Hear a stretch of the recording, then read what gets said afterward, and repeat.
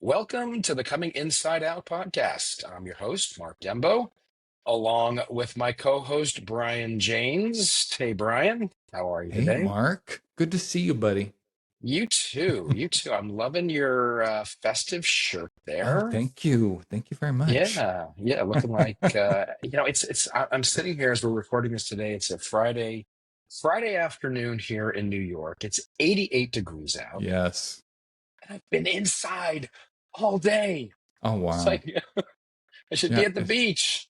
absolutely. It's beautiful here. I have pink shorts to go with my blue and pink Oh, shirt. there you go. Okay. All right.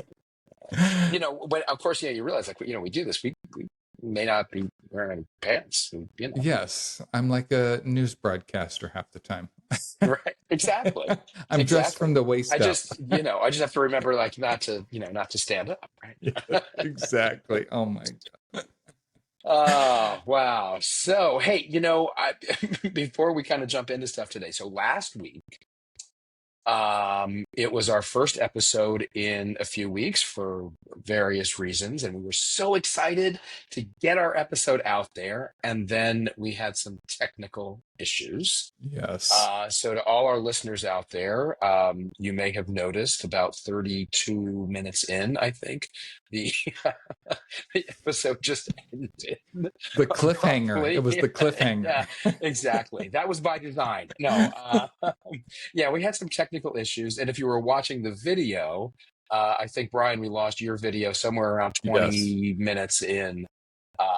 So hopefully we'll have fewer glitches this week.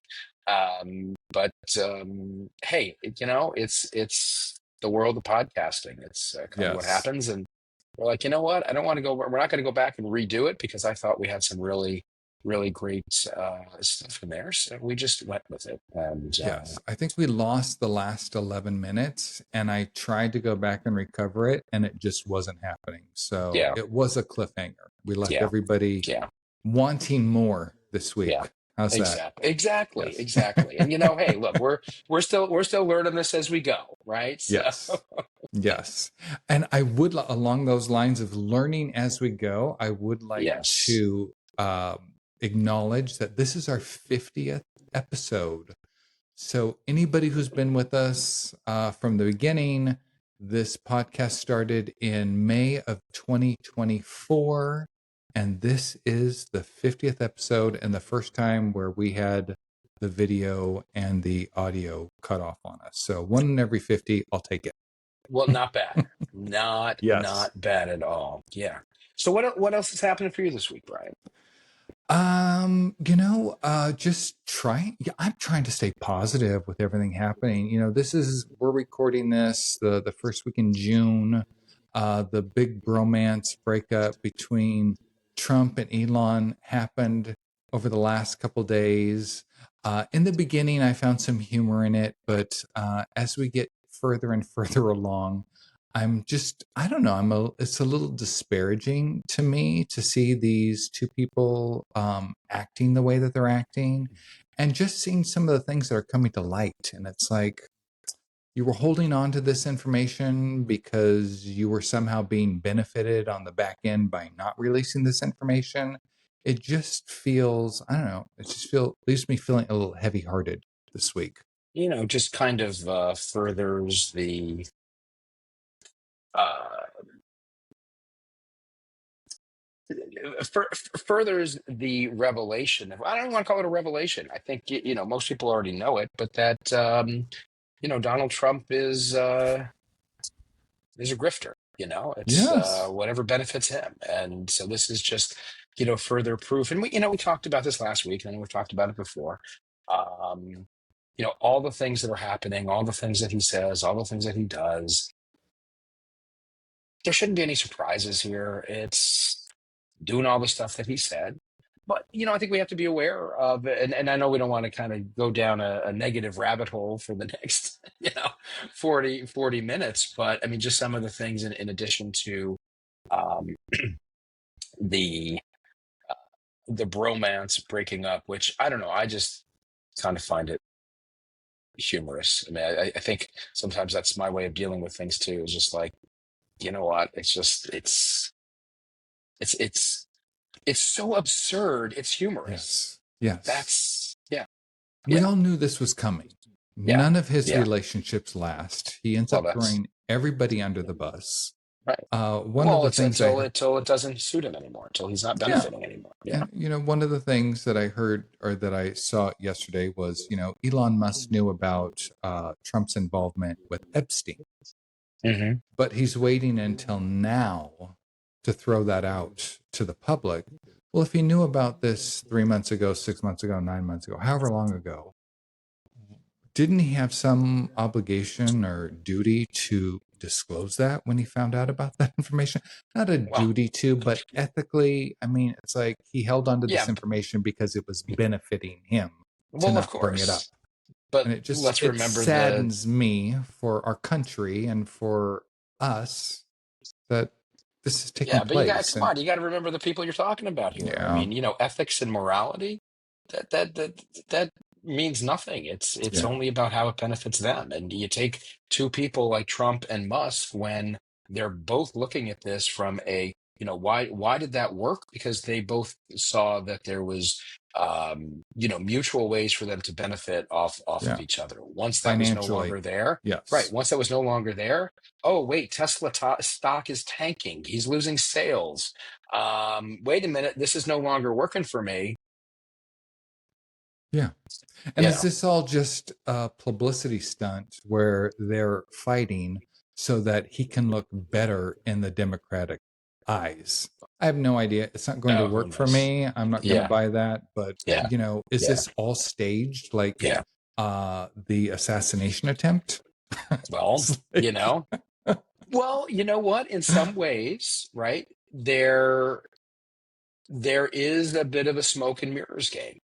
It's you go out with these big things because then it diverts everybody's attention yes, from the real nefarious stuff that's happening under the yes, surface, same thing like, with the tariffs.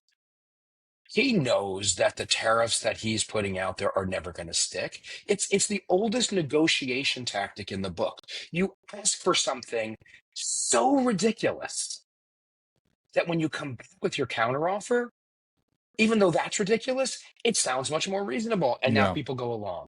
It is a negotiation classic tactic.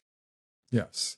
Or by putting those astronomical tariff fees out there, what did he get in return by removing them? How many times, how many dozens of Oh, times were the oh, for tariffs up and him, down? Yes. I mean, for him, what gain was there it, for Musk? Was there a gain with Starlink? I mean, well, it's like, not hey, we're gonna put 125% tariff on you, but if you agree to sign the Starlink contract, we'll remove those tariffs. It's like, well. I There's don't. there's that, and it ideally or supposedly would funnel more business right to a Musk company because it's American based. Mm-hmm. For Trump, though, what it does, he was reveling in the fact of he was able to influence the markets. That was all feeding his ego that Yeah. I can do this and look at how the markets respond. I don't care that the markets dropped however many hundreds of points in a single day. It's because of me. That's what's in it for him. Yes. His That's ego. all what's ever in it for Yes. him. Yes. That and money. But all right, so some of the other stuff and just because I do think that it's important that we stay aware, right? There's all this stuff on the surface, the shit show that they're putting out there, but it's also important to stay aware of kind of some of the stuff that's happening behind the scenes and the downshifting effects of some of this.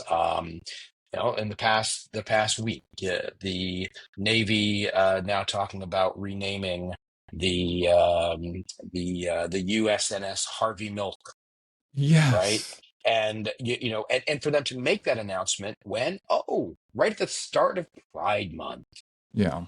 you know, and and Harvey Milk, I'm sure most of our listeners know or know of Harvey Milk. Um, Incredible. gay rights reformer in San Francisco back in the 70s. He was assassinated for the work that Yes. he did to support gay rights.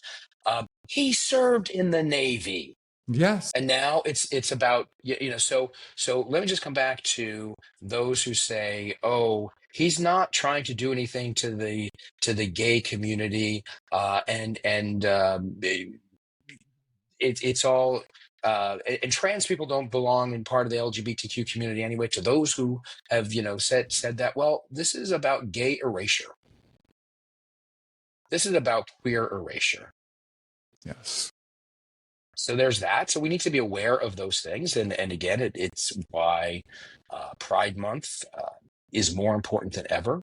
I mean, every day should be Pride Day. Every month should be Pride Month. Yeah. But this is a time to really be able to call those things out. Just some of the Yeah. other things this week.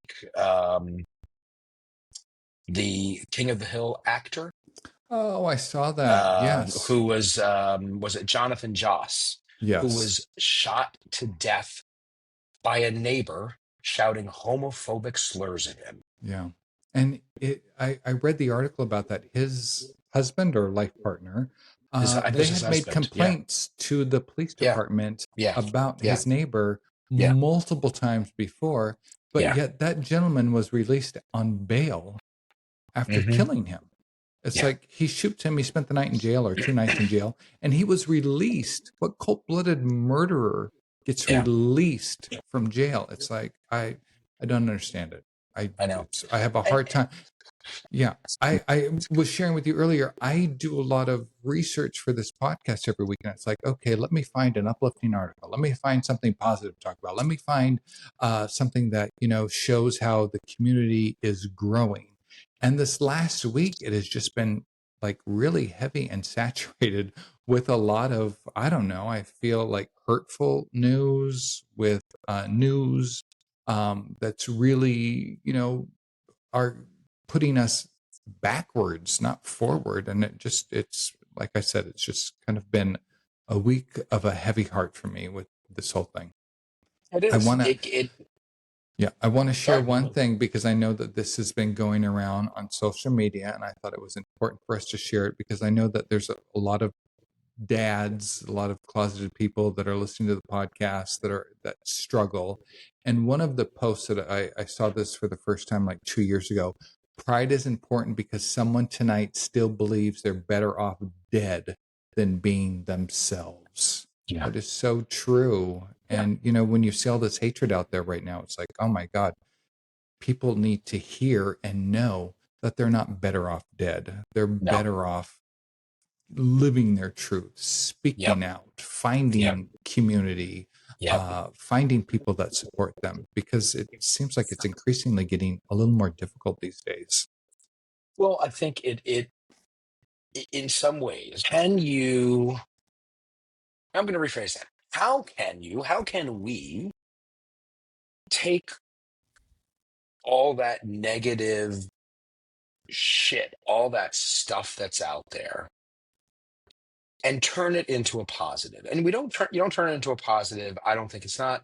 Um, it's yes, you want to look for the positive things, look for those affirmations that can help you, but can you use this stuff as a catalyst to say, oh, I need to take action on something?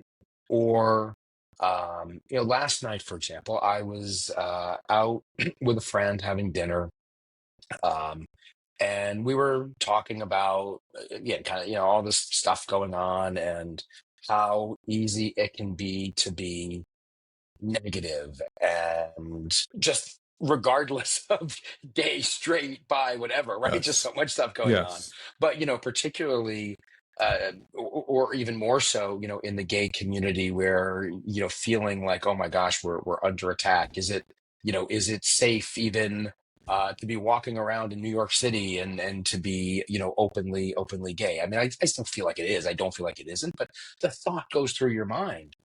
And he and we were just walking. We went out to dinner. We were just kind of walking. We were in the city in his neighborhood and just walking around. Were you And holding? Were you holding hands? we were not at the time. Okay. We were not. No, no, no. We were just having a nice walk. But but then I said to him, I was like, it was a beautiful evening, and I said, through all of this, through all the crap, all the stuff that's going on, we're still living our lives. We just went out and had a nice dinner. We're walking around just enjoying the conversation, just enjoying the evening, just Yes. watching. We walked through a park, and there were families and kids playing. It was just like, just people living their lives. And I think is that, how do we find that balance between, you got to be vigilant, we got to be aware, we've got to fight. And for those of us that have come out later, right, have never had to deal with this kind of stuff, but to Yes. recognize we have to be there. But we also still need to live our lives and take advantage and enjoy what is there every day, because there's still beauty out there. There's still Yes. good people out 100%. there, right? One of the things that got cut off in last week's episode, which kind of goes with this, is that we see all this negative stuff happening, but at the exact same time that this is happening, I have shared before that I have made my best friends in my entire Yes. life Yeah. during this 5-year process for me. Yeah. Finding other gay fathers who are closeted, who have recently came out, or, at any stage of their process, finding these men, sharing my authenticity with these men. And, we see all this stuff going on, but I'm still able to pick up the phone day to day and talk to one of my buddies because his son is graduating from college, or their grandbaby is, in just entering preschool. And there's still so much joy and life that's happening right now.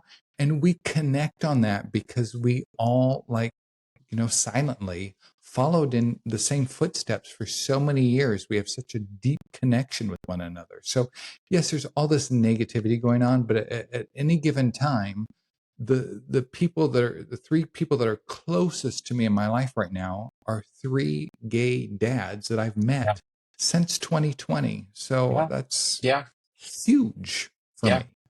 Um, I couldn't agree more. I find, if I think about the journey and where I find myself right now, there is a lot of stress in the world. There's a lot of stress in my life, right? Going through the changes that I've gone through, navigating. Okay, what is this whole new world now for me of living in a different way? My relationship with my wife, with my kids, and navigating things in a whole new way there. There's still tension there. There's stress there. Professionally, it's a tough time right now with so many external things happening that influence, the work that I do. But then I also I don't even have to, I would say, take a step back.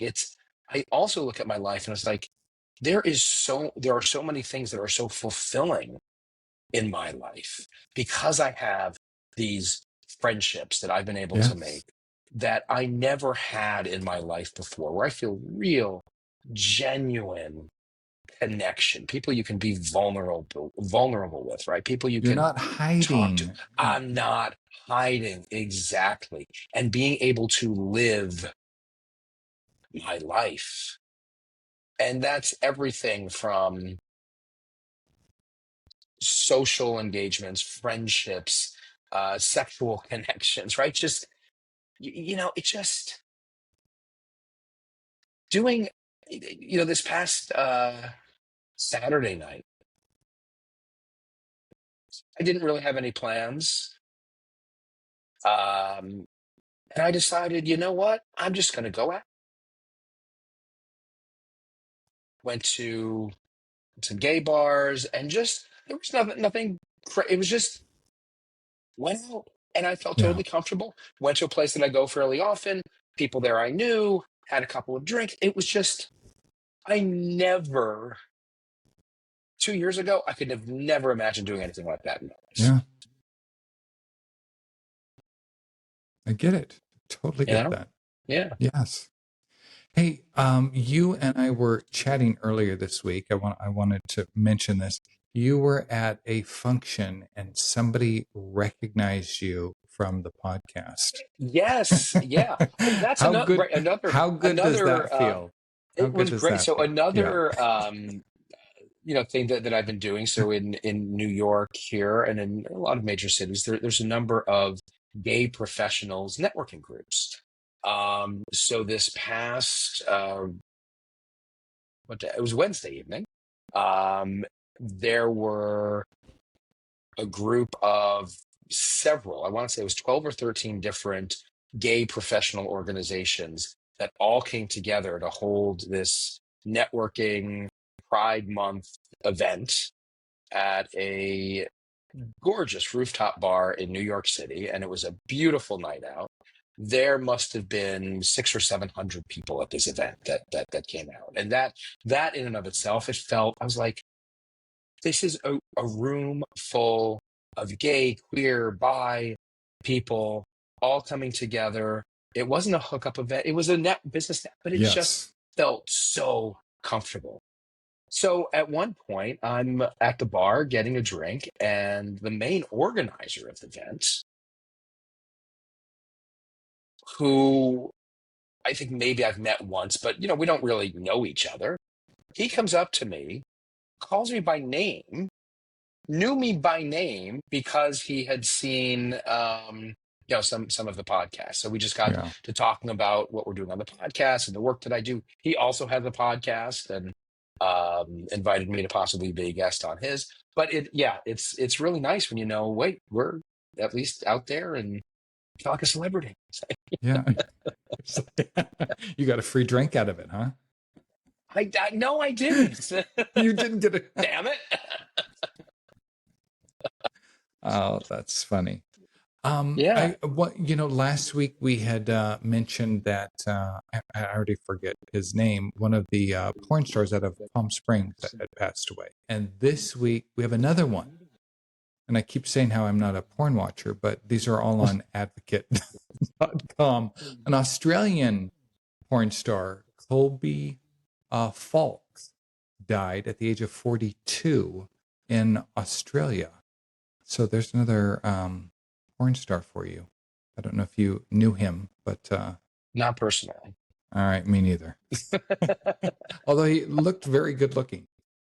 And yeah, not to go down more of a rabbit hole of negativity. But another prominent death this week in the gay community, the author, Edmund White, passed away.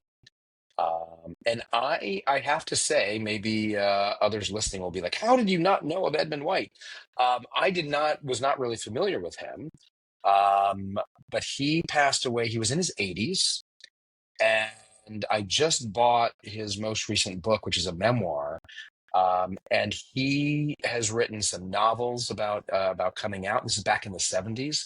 All right. And he's written a number of books kind of about his own exploits as a gay man. He was very involved during the AIDS crisis, kind of really when he was coming of age. And he just passed away this past week as well. So for anybody looking to learn more in terms of gay historical, I don't want to say historical figures, figures, prominent gay figures from a literary standpoint, Edmund White I just just passed looked away. him up. I was not familiar with him either. Yeah. So, yes, thank you for that Yeah. information. So, Brian, one of the things that I think we've talked a little bit about this, both maybe off air as well as on air, is different types of gay relationships. And I think it's interesting, for those of us coming out later in life and kind of starting to navigate. Okay, what does it mean? What do relationships look like now? What do we want?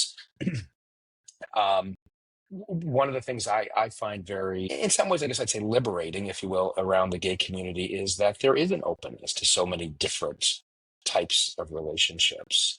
Um, Whether it's everything from open relationships to your traditional monogamous relationships to quasi open, and even with an open, there's all kinds of, what does that mean, right?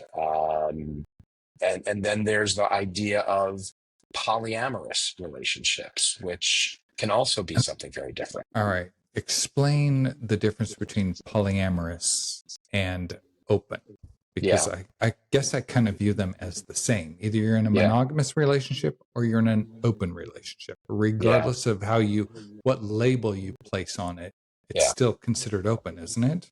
Well, they're very different. In fact, I mentioned a friend I was out with last night, and he actually is married to a man, and they have a polyamorous relationship. And so I kind of asked him kind of the same thing. I was like, yeah, help me understand what does that mean? And the easiest summary of that is typically an open relationship is about sex. It's about a hookup. A polyamorous relationship is about love and connection. So it's the starting point is Does different. that still involve sex with multiple partners? Yes.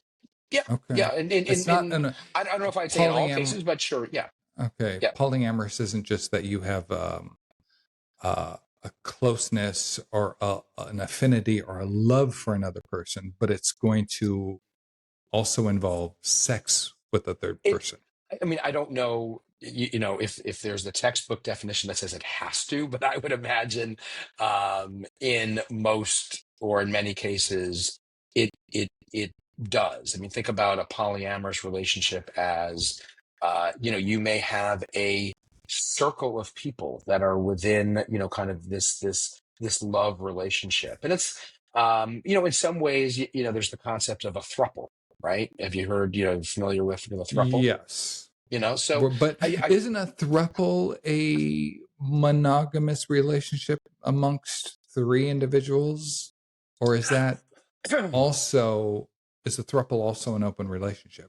Or I guess you define it any way you want as a well, I couple, think, well, right? also if you think about a polyamorous relationship, my understanding, right? So I'm not an expert, but my understanding, it doesn't a polyamorous relationship doesn't imply that it's just endless people. It's about it might be a throuple, it might be three people that are involved in a relationship. It might be four people, it might be five people that all have a deep, close connection.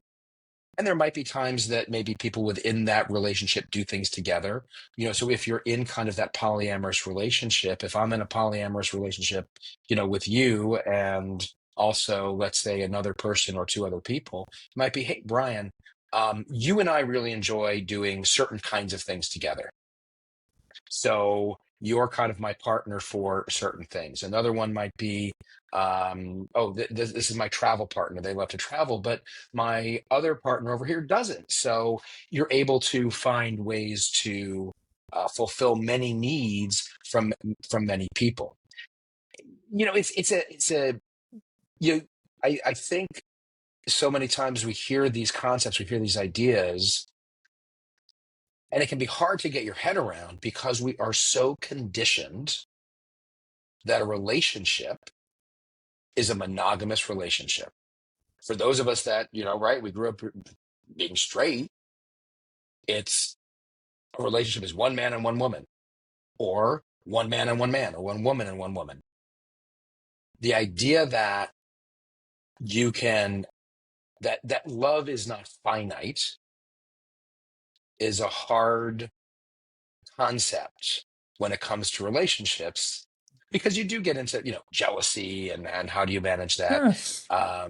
You have to come from, I think, a sense of, what's in psychological terms, secure attachment to start with in order for it to Yes. work. Here's my take on that, because I am monogamous oriented. I was in a monogamous relationship for 30 years.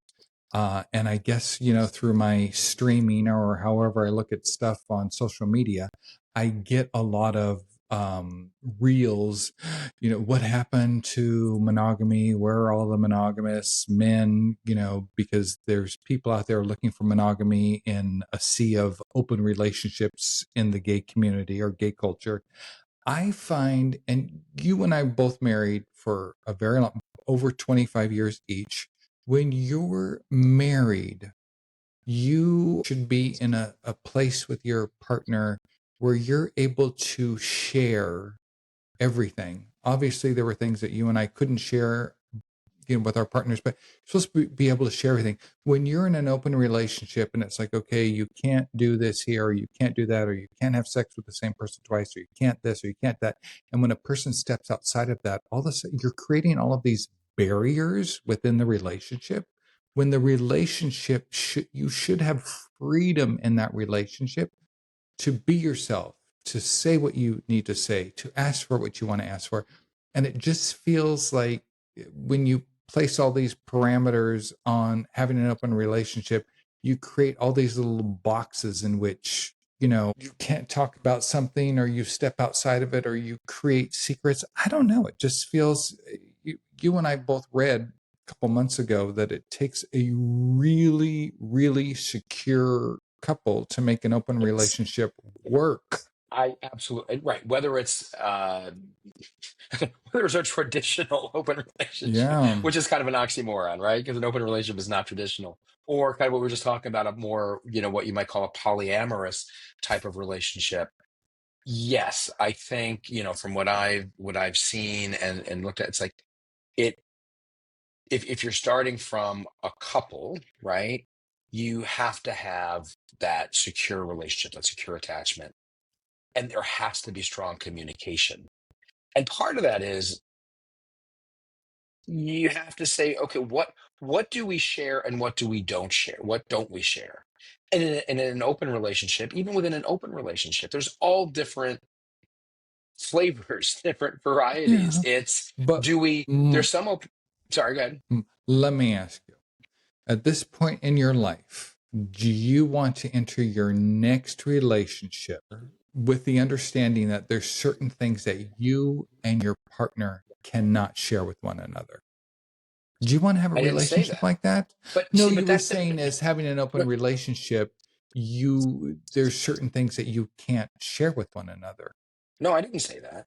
I said I it's thought up you to you. said, It's up to each couple, each relationship pod, whatever it is, to decide how they want to do that. There are some that say, we're going to share everything with each other because we are secure enough in our relationship that I can share if I'm going to have a hookup with somebody or you're going to have a hookup with somebody.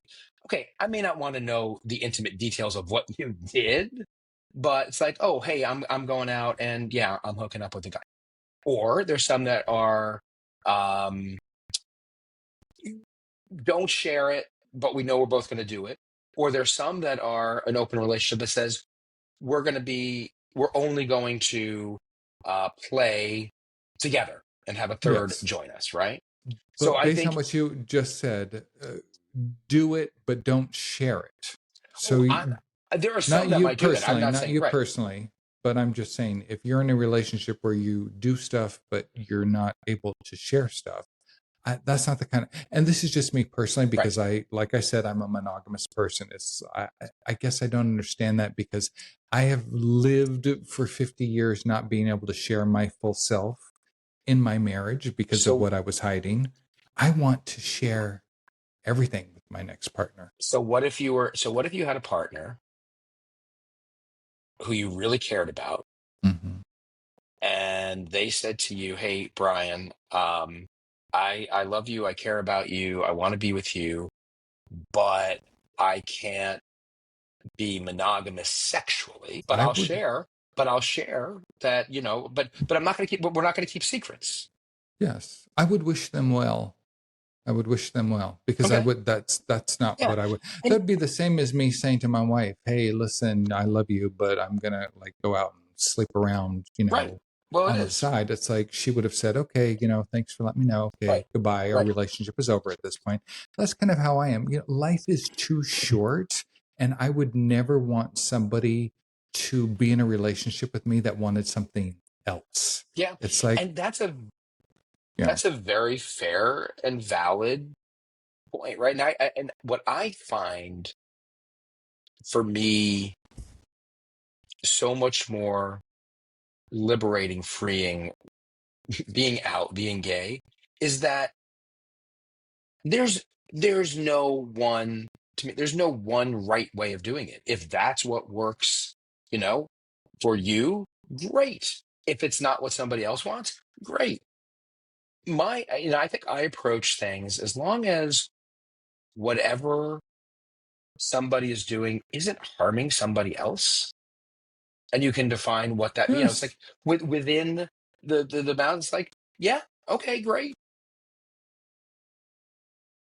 There's no one size yeah. fits all. I just think, you're in a sexless relationship. Obviously, you're unhappy. You need, move on from that. I've heard that before from men coming out. It's like, oh, my wife and I, we lived in separate bedrooms. We hadn't had sex in 10 years or whatever. I mean, Well, that's different.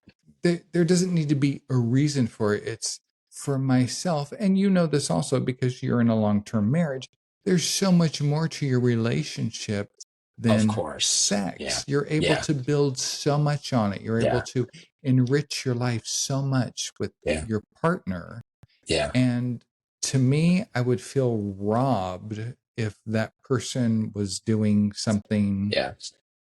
on the side. I don't know. That's just me Yeah. personally. No, I But absolutely. Hey, and I think that's where it's, the beauty of everybody can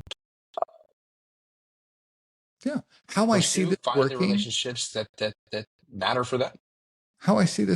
people that have been in a long-term relationship that come out as gay later in life and they just want to have fun and they just want to explore. Sure. They've already done Of the course. relationship. They've Yeah. already had the Yeah. long-term commitment and now they just want to go out and just have a great Well, time and have a companion to come home to. I get it. Well, and I think there's a few things, as we're kind of talking about this, I think there's a lot of here that we can continue to kind of peel back. I'd love to, maybe we can bring on some guests that can really, some experts in open relationships and polyamory, and let's hear from some of the experts on this, around that. The whole topic, kind of what you're talking about too, of the gay adolescence. I think a lot of us that have come out later, right? It's for lack of a better term, again, gay adolescents making up for lost time Yeah. and saying, "Hey, I've been in a relationship for so long, I don't know that whatever typical relationships have looked like, if that's the right fit." Right? Yeah. It's I, all about figuring things out. I talk Yeah, to people in our gay dads group or gay dads worldwide, and they're like, "Listen, I've been in a monogamous relationship for 30 years. yeah, I've had it. I've done it. I've yeah. I've experienced it. That's not what I want going forward. Right. I didn't come out as gay to be locked into another long-term relationship. Absolutely. Yeah, I totally get yeah, it. yeah. I thrived in my relationship with my wife. And I shared this with you last week and I kind of hesitated whether or not I would say this on the podcast, but I think that this is actually suiting for this. My wife and I separated in 2019. I came out after our divorce, and I came out to her, and we have raised our children for the last 5 years very respectfully. We go to the same family functions. We do everything together when it comes to our kids or holidays. But outside of that, we really don't share Hmm. and talk. And I don't know her personal life, and she doesn't know my personal life. And so this has been going on for 6 years. And last week, my ex wife showed up at my front door knocking. I opened the door and she's like, "Hey, I really need to talk to you." She came in and she and I had almost a 4 hour conversation. Wow. Wow. We laughed, we cried, we hugged, we, reminisced, and it was so healing. And when my wife and I separated, and after our divorce, and I came out as gay, I didn't send her a love letter. I sent her a letter of love, is what I titled it, because she had pretty quickly come back and said, "Oh, was our entire life a lie? Were you closeted gay? Yeah. And Yeah. you married Yeah. me, and just this whole thing." And I obviously am not writing her a love letter after our divorce, but I thought, I'm going to write her a letter of love, and I just shared in that letter how every moment of our relationship was real for me. How Yeah. my proposing to her, the love I had for everything was real. But when she and I divorced, it was like we had known each other as teenagers. We had like this 40-year relationship that pretty much ended in a conversation in 2019. And this whole week, I have just felt like, wow, I have this person back in my life, and it feels so good. So for That's great. anybody who's thinking that possibly there's no hope for them and their ex, or it's like that ship has sailed. This is 5 years later that this surprise showed up at my front door, and wow, it was something I didn't know I needed. It's something I never thought was going to happen, but oof, what a great experience I had with that last week. That's So I just want great. to That's great. Congratulations, Brian. I'm thank really you. happy to hear that. And that's and I think it does. It goes back to what you just said. It shows that it is possible to come out on the other side, if you will, uh, and have a relationship and whatever that means. I know I've talked about it with with my wife. We're still very close. We had coffee earlier this week. We talk or text pretty much every day. And not just about stuff with, the kids or whatever. It's how are you? What's going on in your life? We're going out tomorrow night. We're going to see a show together Hmm. because we enjoy each other's company. Yeah. It's different, certainly, right? But we're recognizing that yes, this is possible to do that. And it's wonderful when you can. And for those out there, I know it's not easy in all cases. I know not everybody is able to have that for various reasons, um, but it is possible. It is possible, and sometimes it takes time to get there. Yeah. And you never know when it's going to show up at your door. So don't say that Right, it's not possible, right. because for me, like I said, There you go. I didn't And know I literally, needed you're, it. you're Yeah. literally she showed up at your door. Yeah. Shut up at my front door. Yeah. Yeah, yeah. So I see a That's great. new relationship for her and I going Yeah, forward, because yeah, it's the first time in my life this last week I thought, wow, if there was a family function and I met somebody, would I not go to that family function because I wouldn't feel like I could bring somebody? Or would she not go to that family function because I was bringing somebody? And for the first time, I thought, wow, if I met somebody and went to a family function for the first time, I feel like our relationship is yeah, healed, and that would be welcomed. And then it would just further grow our family. And the yeah. same for her. If she met somebody and brought them into the equation, it's like, yeah, it feels much different than this week than it has for the last That's 5 years. good. I'm Yeah, thank I'm you. happy for you. And Thank you. yeah, let's leave it on a high note like that. Absolutely. There is the possible positivity that can come Yes. forward, even when things seem so negative. So I think to everybody out there, keep that front and center. And we hope you've enjoyed this episode. Please like us on your Yes. favorite podcast app. Give us 5 stars. Leave us some comments. Let us know that you're listening, and anything you'd like to hear us address in more detail. You can write to us at cominginsideout@gmail.com. Yes. Thank you, Mark. All right. All right. Have a good week, everybody. You too. Okay. Bye. Bye.